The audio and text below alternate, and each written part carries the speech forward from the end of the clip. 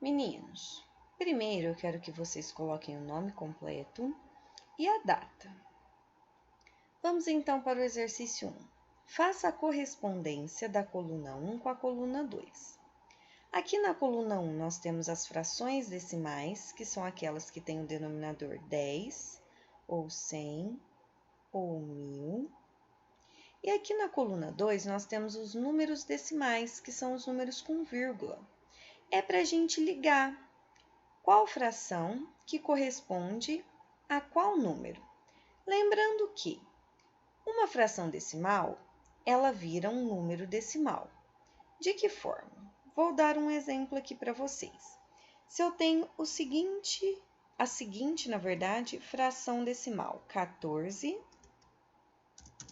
décimos. Aqui é só um exemplo para vocês entenderem. Qual o número decimal que ela forma? Para saber, devemos sempre copiar o numerador, que é o número de cima, 14, e olhar para o denominador. O denominador é 10, então quer dizer que eu vou pular uma casa para a esquerda e vou fazer o quê? Colocar a vírgula. Prontinho. Esta fração decimal gerou este número decimal. Não precisei colocar zeros nem preencher as casas. Quando o denominador é 100, nós devemos pular 2 casinhas. Quando o denominador é 1000, nós devemos pular 3 casinhas. Então, façam este exercício número 1 agora. E vamos para o exercício 2, que pede para escrevermos como se lê os seguintes números decimais. Vamos lembrar como fazer a leitura de um número decimal? Lembrando que antes da vírgula é a parte inteira. Depois da vírgula é a parte decimal. Então, a leitura deste número aqui ficaria da seguinte forma: 1 inteiro e 4, como aqui tem uma casinha só, é apenas a casinha dos décimos. Então, ficaria 1 inteiro e 4 décimos. E se fosse 45? Como tem mais uma casinha, seria então 1 inteiro e 45 centésimos, pois ocupou 2 casinhas depois da vírgula, a casinha dos décimos e a dos centésimos. E se fosse 451, se tivesse mais uma casinha aqui, este número teria ocupado a casinha dos milésimos. Então, a leitura ficaria da seguinte forma: 1 inteiro e 451 milésimos. Lembrando que, quando um número não tem a parte inteira, por exemplo, este daqui, a gente lê apenas a parte decimal. Então, a leitura fica 5 décimos. Lembraram-se? Façam então para a tia Adriana o exercício de número 2. Vamos agora para os exercícios 3 e 4. O exercício 3 pergunta o seguinte: o número decimal 0,43 centésimos, ele vai corresponder a qual fração? Meninos, como que a gente transformava mesmo um número decimal em fração decimal? Vou relembrar aqui no cantinho. Por exemplo, se eu tenho o seguinte número decimal, 1 inteiro e 24 centésimos. Para descobrir de qual fração ele veio, eu faço o seguinte: eu copio este número como se ele não tivesse a vírgula. Por exemplo, ele ficaria 124, se ele não tivesse a vírgula. Eu coloco o traço de fração. E agora aqui embaixo eu vou ter que colocar ou 10, ou 100, ou 1000. Como que eu sei? Eu olho quantas casas teve depois da vírgula. Como aqui tiveram 2 casinhas, ó, então quer dizer que eu devo colocar o 100. 2 casinhas é o 100. Uma casinha é o 10 e 3 casinhas é o 1000. Muito bem. Seguindo este raciocínio, façam qual fração que gerou este número decimal e marquem a alternativa correta. Agora vamos para o exercício 4, que pede para armarmos e efetuarmos essas continhas. Vamos nos lembrar? Continha de adição, continha de mais, e continha de subtração, continha de menos. Tinham 3 regrinhas para seguirmos na montagem da continha. Quais eram elas? Primeira, eu devo colocar sempre vírgula embaixo de vírgula. E se um número não tem vírgula? Se um número não tem vírgula, ela está no final deste número. Lembraram-se disso? Após fazer isso, eu devo fazer o quê, meninos? Nós devemos preencher as casas decimais com 0. Não pode ficar casa vazia, tem que ficar tudo preenchidinho.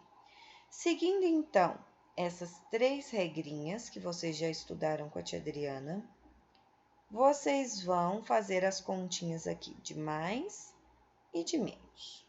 Combinado? Mas nós temos aqui as continhas de multiplicação, continha de vezes. Como que a gente resolvia mesmo uma multiplicação com números decimais? Na verdade, lembram-se que não tinha regrinha? Como que a gente fazia então, tia Adriana? Multiplica-se normal, como se não tivesse a vírgula nos números. Ok. E depois? Depois, conta-se o total de casas decimais para colocarmos a vírgula no resultado. Lembram-se disso? Façam então para a tia Adriana essas 2 multiplicações. Quarto ano. Vamos então para o exercício 5, que pede para resolvermos os probleminhas abaixo. Vocês vão ler cada probleminha, grifar as informações mais importantes, realizar uma conta para cada um destes probleminhas, faz aqui nestes espaços em branco, e marquem a alternativa correta. Combinado? Leiam os probleminhas, interpretem, né? Grifem as informações mais importantes, descubram que continha que tem que fazer, façam e marquem a alternativa correta. Probleminha sem conta não será considerado correto. Vocês devem fazer aqui uma continha para cada probleminha. Combinado? Vamos agora para os exercícios 6 e 7. O exercício 6 pede para resolvermos ele mentalmente. Por quê? Nós temos aqui multiplicações e divisões de números decimais por 10, 100 ou 1000. E nós aprendemos que quando eu tenho uma multiplicação de número decimal, de número com vírgula, por 10, 100, 1000, eu não preciso armar a continha, basta eu andar com a vírgula para onde, meninos? Para a direita. Quantas casas?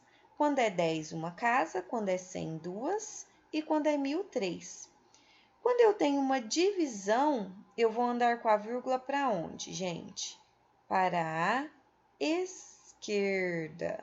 Se é 100, são 2 casas, se é 10, é uma casa, se é 1000, são 3 casas de onde a vírgula está. Lembraram-se? Façam então o exercício 6 e depois armem e efetuem as divisões aqui no exercício 7. Meninos, o exercício 8, ele traz para nós as medidas de comprimento que já estudamos. Então, de acordo com elas, indique qual que é a mais adequada para medir o comprimento de uma estrada, de um carro e de uma formiga. Lembrando que nós estudamos quais medidas de comprimento? O quilômetro, o metro, o centímetro e o milímetro, né? Preencham agora aqui então. 1 quilômetro vale quantos metros?